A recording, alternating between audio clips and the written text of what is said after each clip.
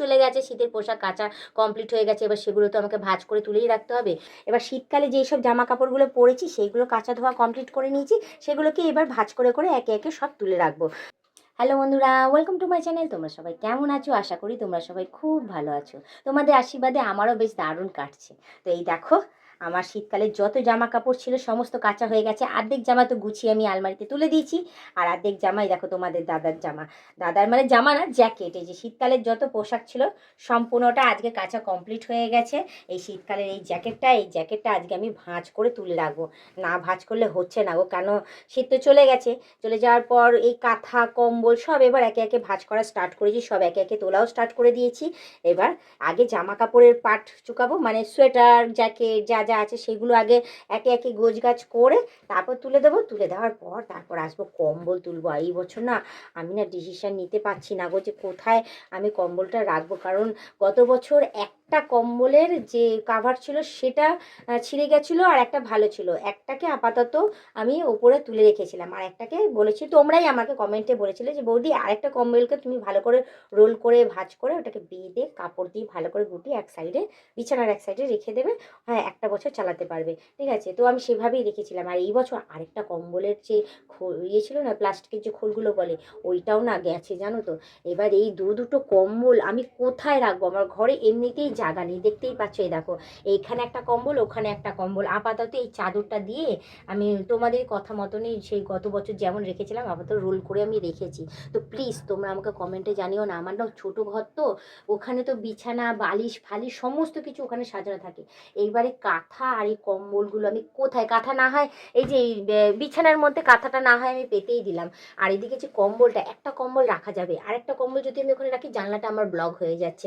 আর ওদিকে ওপরে দেখতেই পাচ্ছ জামা কাপড়। তো যাই হোক, শীতের পোশাকগুলো তো অর্ধেক কাঁচা হয়ে গেছে আর তুলেও রেখে দিয়েছি, ওগুলো অ্যাডজাস্ট হয়ে গেছে। আরও তোমার দাদার যে শীতের পোশাকগুলো সেগুলোও কাঁচা হয়ে গেছে, যেহেতু শীত চলে গেছে শীতের পোশাক কাঁচা কমপ্লিট হয়ে গেছে। এবার সেগুলো তো আমাকে ভাঁজ করে তুলেই রাখতে হবে।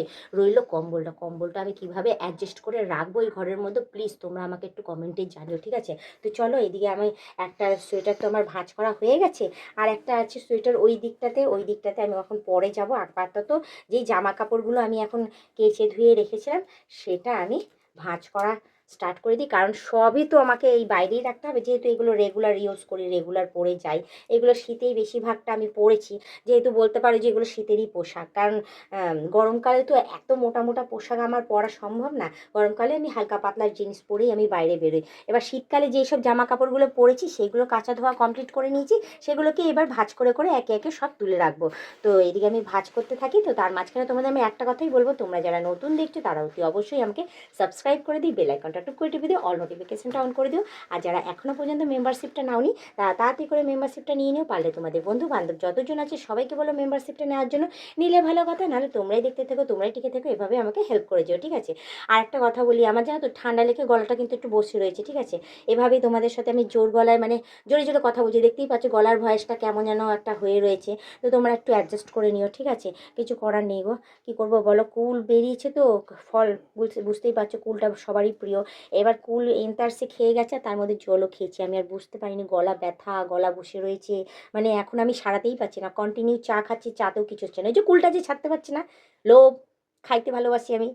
হ্যাঁ, কুলটা চোখের সামনে আসে পক করে নিয়ে মুখের মধ্যে ঢুকিয়ে নিচ্ছি, ঢুকিয়ে নিয়ে খাওয়া স্টার্ট করেছি। আর কুল শেষ হওয়ার সাথে সাথে এখন বেরোবে আঙুর।